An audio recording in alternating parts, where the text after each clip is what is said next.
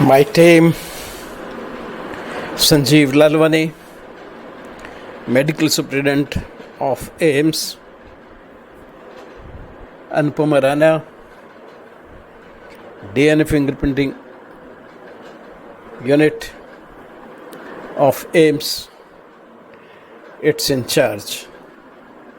Myself, and then late Dr. Rajendra Singh, former director of CFSL, along with his team, and Dr. Chitranjan Behra, professor of forensic medicine at AIMS.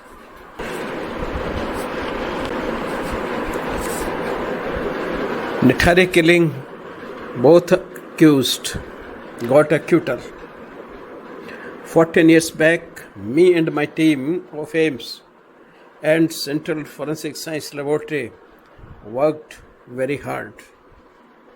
I have no regrets whatsoever for myself or my team who worked hard, diligently and intelligently.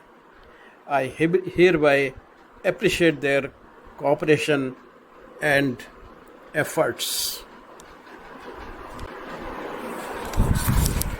प्रिय मित्रों,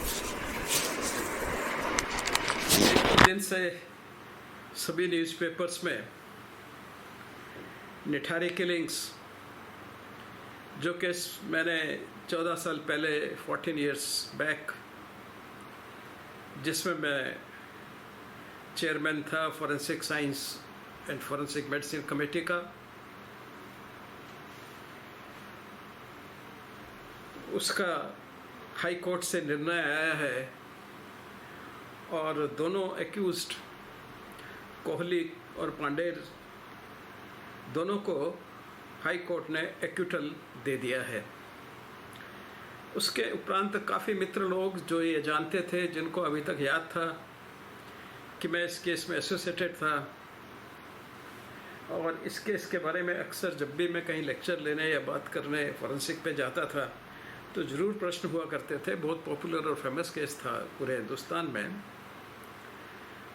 तो सब ने मुझे ये पूछा कि भाई ये कैसे हो गया, आपकी क्या प्रतिक्रिया है। कुछ मीडिया कर्मी भी मेरे पास आए और मेरी प्रतिक्रिया पूछने लगे। मैंने कुछ को थोड़ी बहुत प्रतिक्रिया दी, कुछ को नहीं दी। मुझे सुनकर कोई अचंभा या कोई किसी प्रकार का कोई रिएक्शन नहीं हुआ। उसकी आवश्यकता भी नहीं थी कि मैंने अपना काम पूरा किया। हमारी फॉरेंसिक टीम थी जिसमें बहुत सारे लोग थे, फॉरेंसिक साइंस के भी लोग थे, फॉरेंसिक मेडिसिन के भी लोग थे, और हम सब ने दिल लगा करके एक टीम की तरह उसमें काम किया और बहुत अच्छी तरह से काम किया। मुझे याद है कि मैंने डॉक्टर संजीव को, डॉक्टर बेहरा को, डॉक्टर अनुपमा को और एक दो और रेजिडेंट्स को एक कमरे में बंद सा कर दिया था 3 महीने तक कि तुम सारे टिश्यू जो हमने रिकवर किए हैं वहाँ से बोन पीसेज एक्सेट्रा, इनको क्लीन करके एज वाइज ग्रुप्स बनाओगे, एक्सरेस वगैरह सभी और एनाटॉमी वालों की हेल्प ले करके। और उन बेचारों ने 3 महीने तक उसमें काम किया। बड़ी स्मेल आ रही थी उनमें से, लेकिन फिर भी हम सब ने, मैं भी वहीं रहता था, मैं भी कोई दूर नहीं रहता था, सुपरविजन मेरा रहता था, तो वो सब किया उन लोगों को।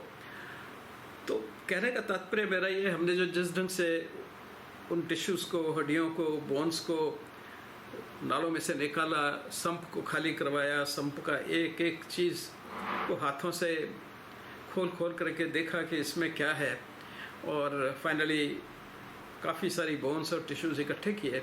तो ये कोई और उनसे फिर सबको क्लीन करके साफ करके 21 ह्यूमन स्केलेटन हमने बनाए और उनका डीएनए करके 11 का या कितने का, अभी मुझे नंबर याद नहीं है, नंबर अगर इधर उधर हो तो कृपया माफ़ करें। तो डॉक्टर अनुपमा ने उस पर डीएनए किया।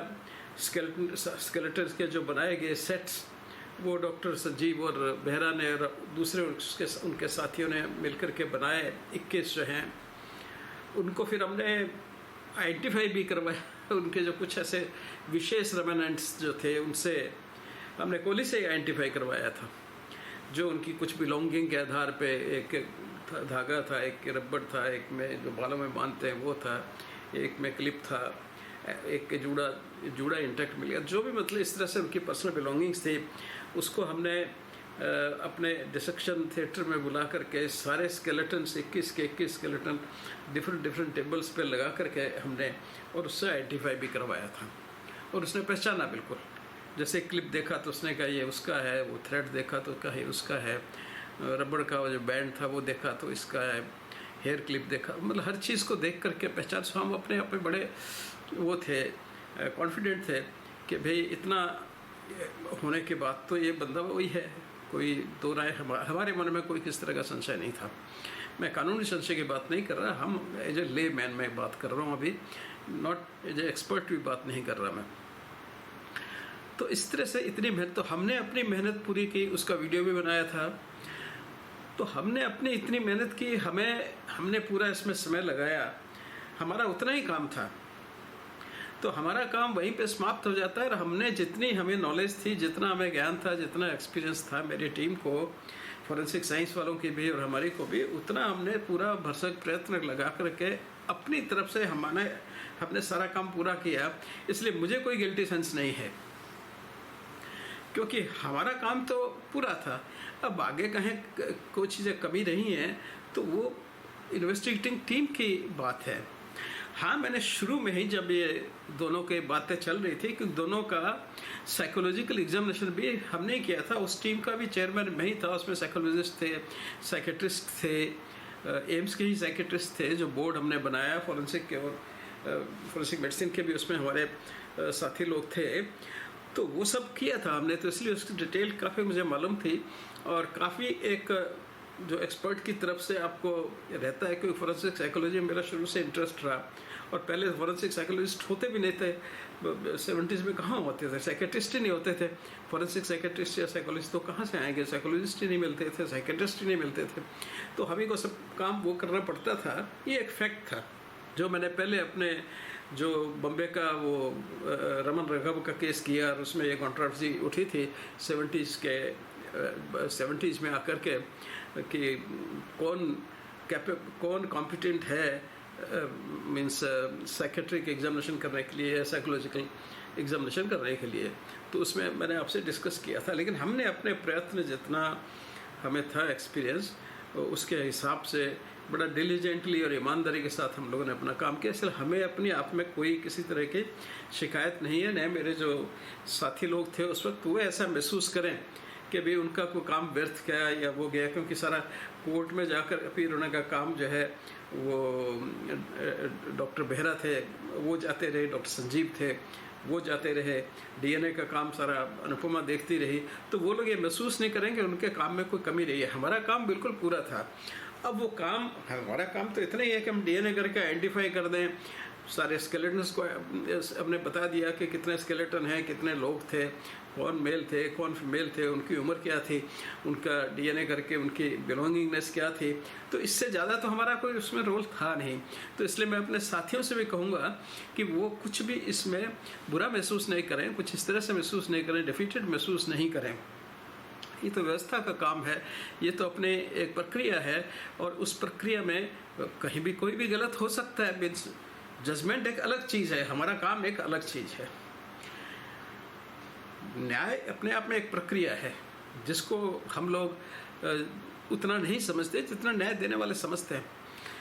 हाँ, एक बात ज़रूर है कि मैं शुरू से एक बात पे मैंने उस वक्त जो डायरेक्टर साहब थे उनसे भी एक बार बात की, तो मैंने कहा था, क्योंकि जब दोनों का हमने साइको एनालिसिस किया, पांडेर का भी, और पांडेर साहब जो हैं वो बिल्कुल उसमें इन्वॉल्व नहीं है, उनको इन चीज़ का पता भी नहीं था, और वो साइकोलॉजिकली भी एकदम नॉर्मल व्यक्ति थे। ये एक निश्चित सी बात थी। कोहली जो है वह कल्प्रिट था मेनली, और वो सफ़र करता था नेक्रोफीलिया और नेक्रोफेजिया से।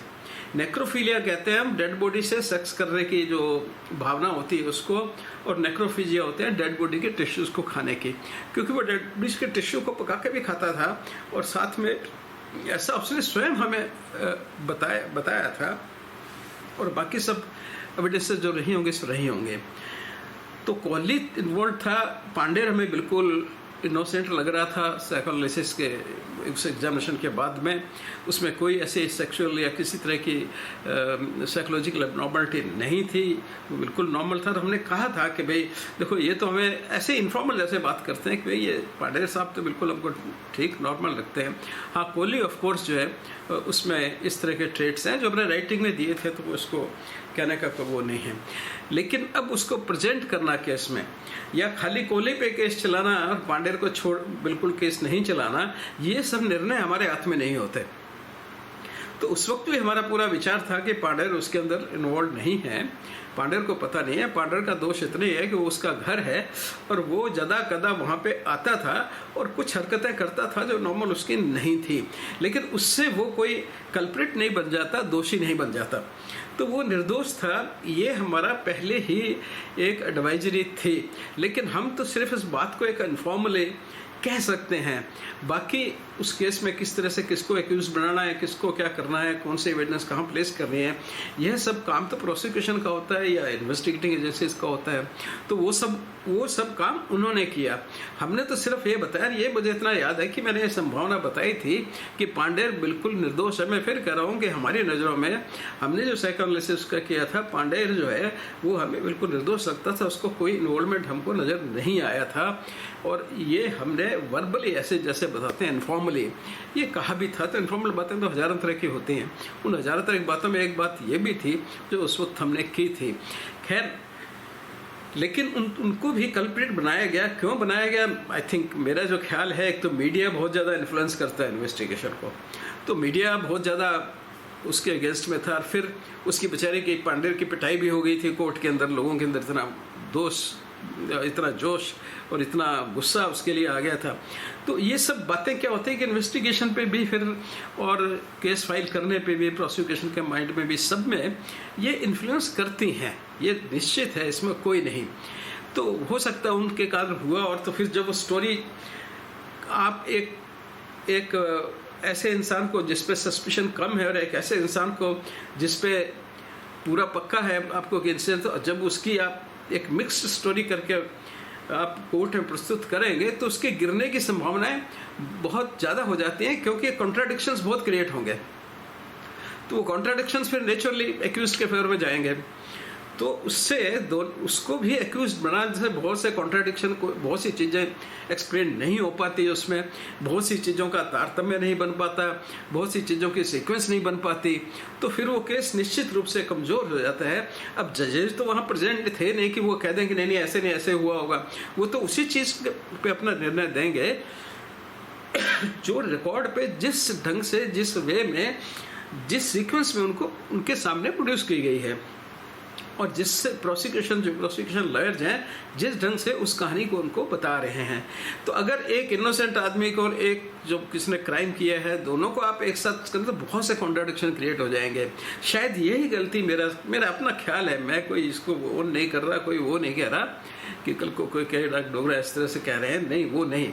मैं ये कह रहा हूँ कि ये संभावना ज़्यादा हो जाती है जब एक इनोसेंट आदमी को एक्यूज्ड के साथ मिला के दोनों को आप एक्यूज बनाते हो। लेकिन एट द सेम टाइम ये भी कहूँगा मैं कि मीडिया का इतना प्रेशर था, मैं भी सिवाय जो सीबीआई के ऑफिशियल थे उनके सिवाय किसी को नहीं बोल पाता था, बिकॉज लोग खाने को पड़ते थे अगर आप ऐसी बात कहते थे कि पांडेय का दोष नहीं है या निर्दोष है। इवन आपके साथी, फ्रेंड्स, सब जो हैं वो आपको खाने को दौड़ते थे, आपको एकदम दोषी मानना शुरू कर देते थे। क्या बात कर रहे हो, क्या वो तो है ही। तो एक पब्लिक माइंड में जो एक इमेज बन जाती है, जो मीडिया एक इमेज क्रिएट कर देता है, यहाँ तक स्थिति क्रिएट कर देता है कि उनको कोर्ट के उसमें पीट दिया गया है एक्यूज समझ करके कि इतना इसने अशोभनीय काम किया है, इतना दुष्टता का काम किया है, तो वकीलों ने उसकी पिटाई कर दी। तो आप सोच सकते हैं कि मीडिया और पब्लिक का रोष किस तरह से बन जाता है, और वो फिर पूरी प्रोसीडिंग्स में कॉन्ट्राडिक्शंस क्रिएट करेगा ही करेगा। और उन्हीं कॉन्ट्राडिक्शन को देखते हुए जजेस ने, बिकॉज सेशन जज की थोड़े उनके पावर थोड़े हाई कोर्ट से तो कम ही हैं, तो और हाई कोर्ट के पास तो फुल पावर है, वो तो किसी से डरता नहीं हाई कोर्ट का जज। तो वो जो है उन्होंने बिल्कुल जब अपने निष्पक्ष वे में उन एविडेंसेस को एनालिसिस किया तो नेचुरली इसमें कॉन्ट्राडिक्शन लग रही थे कि असत्य सत्य का वो मिक्स नहीं कर सकते आप, वो दोनों पानी और तेल की तरह अलग अलग रहेंगे, और उनकी मिक्सिंग प्रॉपर न होने के कारण वो एक्यूटल होगा ही होगा। तो मेरे दिमाग में तो ये आ रहा था कि ये एक्यूटल हो जाएगा, मैं अपने सच के मन की फीलिंग्स बता रहा हूँ कि मुझे ऐसा लग भी रहा था कि इसमें फाइनली एक्यूटल हो जाएगा, क्योंकि सत्य और असत्य का जो मिक्सचर है वो खराब करता है। इसके अलावा एक जो हमारी बहुत बड़ी कमी है, हम एक्यूटल एक तो बहुत समय लगता है हमारे चीज़ों को निर्णय होने में। अब इस केस में भी 14 साल लग गए, 14 ईयर्स हो गए, तो सज़ा तो दोनों को मिल गई। उम्र क्या, तो 12 साल बाद वैसे भी लोग आ जाते हैं, 12-14 साल बाद। वो 14 साल वैसे ही बेचारे जेल में रह लिए, बदनामी हुई अलग, बिजनेस वगैरह का लॉस हुआ वो अलग है, तो वो सज़ा तो उनको वैसे ही पूरी हो गई। लेकिन फिर भी एक जो मेथोडोलॉजी होती है, साइंटिफिक मेथोडोलॉजी अप्रोच करने की, कि इस तरह की घटनाएं होने के बाद में उनका एक एनालिसिस होता है, और उस एनालिसिस के बाद ये डिसाइड किया जाता है कि हम कहाँ इम्प्रूव करें। देखिए, उसके लिए कॉन्फ्रेंसेस करने की आवश्यकता नहीं होती, सिंपोजियम करने की आवश्यकता नहीं होती, वर्कशॉप करने की आवश्यकता नहीं होती। अक्सर हिंदुस्तान में ये बहुत बड़ी बीमारी है, कॉन्फ्रेंसेस करेंगे, सिंपोजियम करेंगे, वर्कशॉप्स करेंगे, उसके ऊपर उसमें एक भीड़ इकट्ठी हो जाती है, सब तरह तरह की बातें करते हैं, एक दो दिन खाना वाना खा के चले जाते हैं। इसमें कुछ नियत लोगों को, कुछ स्पेशलिस्ट लोगों को, सब एक्सपर्ट लोगों को बुला करके और उनसे डिस्कशंस करना चाहिए कि भाई हमारी कहाँ पे कमी रही, और उनको लिस्ट आउट करना चाहिए। आप जो हमारे यहाँ पहली किताब थी, फॉर्मल किताब, वैसे तो चीरियोस करके थे, उन्होंने एक पहले मैन्यूल लिखा था, लेकिन पहली जो किताब लिखी गई थी फॉरेंसिक मेडिसिन पे वो लियंस की थी।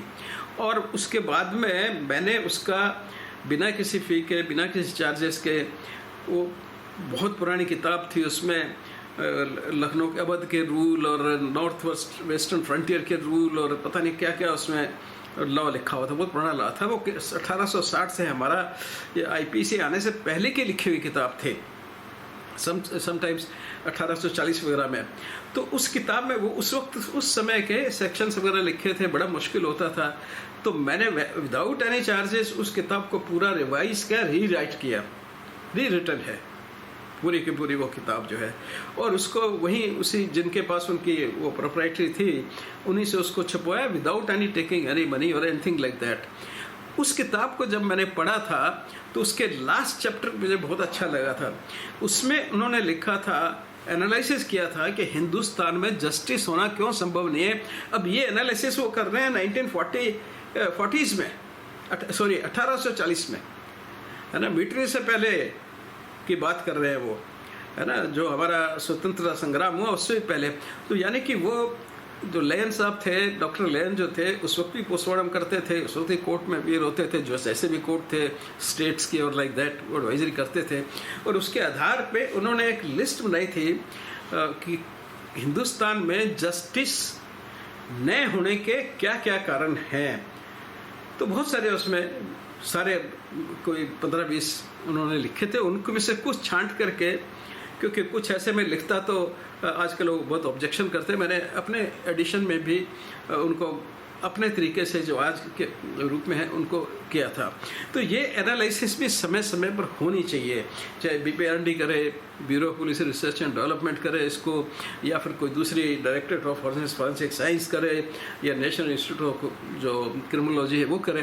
पर कुछ ऐसी एकेडमिक संस्थाएं कुछ लोगों को लेकर के, भीड़ में नहीं ऐसे निर्णय होते, भीड़ में हर तरह के लोग आ जाते हैं और अपना एकदम फ्री माइंड से डिस्कस करते हैं। नहीं, पहले उनको एक बैकग्राउंड दिया जाए, वो उसको पढ़ें, देखें, समझें, खुद एनालिसिस पहले करें, और फिर कुछ लोग 5-10 लोग, not more than 9 people I से, और वो फिर उस पर एक स्पेसिफिक रिकमेंडेशंस एनालिसिस करें जो डिफरेंट स्पेशलिटीज़ के हों, उसमें जजेस भी हों, लॉयर्स भी हों, और फिर वो आए कि डिफ़िकल्टीज़ क्या हैं, या गलतियां क्या हैं, या सिस्टम्स की क्या प्रॉब्लम है कि जस्टिस नहीं हो पाता।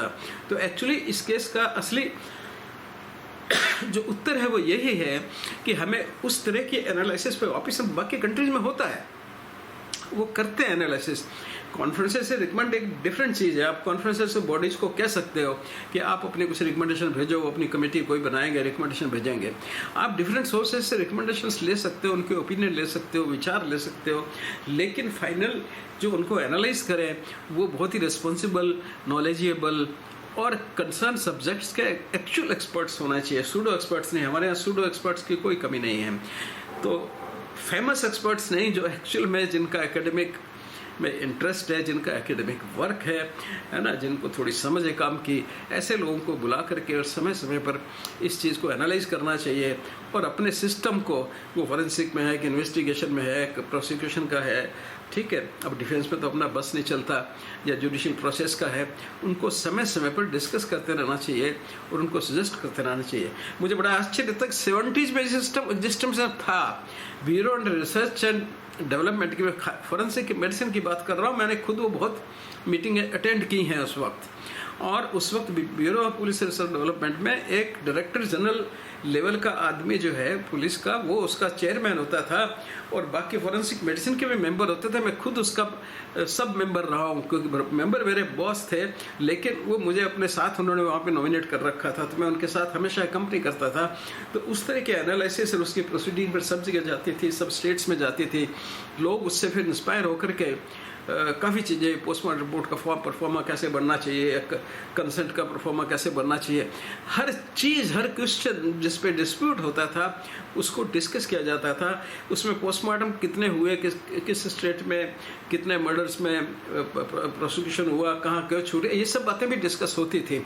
आई थिंक किसी को चाहिए कि बीपी अरंडे की वो जो एडॉक कमेटी थी उसकी मिनट्स लिखा के देखें और रिकॉन्स्टिट्यूट करें उसमें, जिससे कि लार्ज स्केल पे, अब हालांकि बदल गया, उस वक्त शुरुआत थी इसलिए बड़े छोटे छोटे बातें डिस्कस की जाती थी। आज हमारा देश, राष्ट्र बहुत बड़ा भी हो चुका है और हम काफ़ी एडवांस भी कर चुके हैं, हमने बहुत एडवांसमेंट किया है। मैं बता रहा हूँ, मैं 1971-72 से फॉरेंसिक में हूँ, मतलब इस इन्वेस्टिगेशन सिस्टम से मैं देख रहा हूँ, हज़ारों टाइम कोर्ट्स में गया हूँ, गिनती नहीं है मेरे को कितनी बार कोर्ट में गया, अभी भी गया हूँ, पिछले हफ्ते गया था। तो मैंने देखा है कि सिस्टम में इम्प्रूवमेंट हुआ है, लेकिन जितना होना चाहिए था और इसमें रेगुलेटरी मेंटेन रहनी चाहिए थी वो नहीं मेंटेन रह सके। तो असली सोल्यूशन इसका यही है कि इस तरह से एक एनालिसिस की जाए सारी क्रिमिनल एक्टिविटीज़ का और सब चीज़ों का, प्रोसीजर्स का, और फिर रिकमेंडेशन बना के धीरे धीरे इम्प्रूव होगा।